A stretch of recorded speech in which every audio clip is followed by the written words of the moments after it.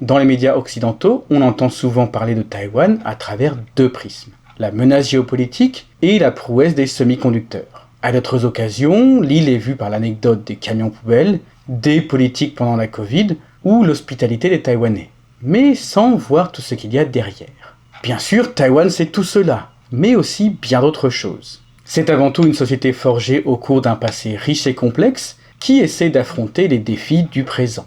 Bref, une société qui ne se réduit pas à la perspective de la guerre ou aux usines de TSMC.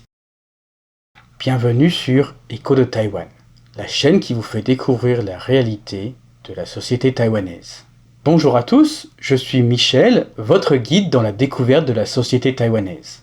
Cela fait maintenant bientôt 10 ans que j'ai posé mes valises à Kaohsiung.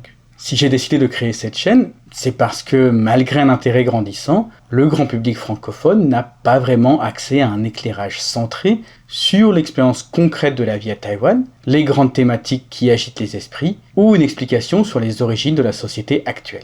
Je souhaite donc utiliser ma formation en sciences sociales pour analyser la société et apporter des éclairages différents sur Taïwan. Mais alors, pourquoi ce nom, Écho de Taïwan ? Parce qu'un fait social ne naît jamais de rien. C'est la résonance d'une histoire longue et complexe. Étudier l'écho actuel d'un phénomène, c'est comprendre ses origines et ses résonances actuelles. C'est connecter le passé et le présent pour mieux vous faire comprendre la société taïwanaise.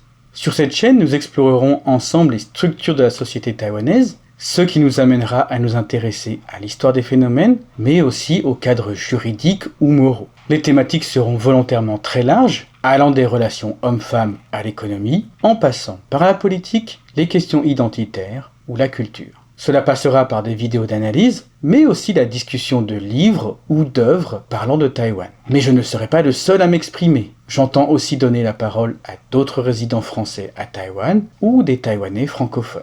Dans tous les cas, toutes les vidéos seront accompagnées d'un texte, avec toutes les références et les liens pour que tu puisses vérifier ce que je raconte. Car vulgariser un sujet, ce n'est pas le simplifier à l'extrême, c'est rendre sa compréhension accessible à tous. Si tu es curieux de comprendre ce qu'est Taïwan et de découvrir ce que le pays peut apporter au reste du monde, abonne-toi et active la cloche. À très bientôt pour un nouvel écho de Taïwan.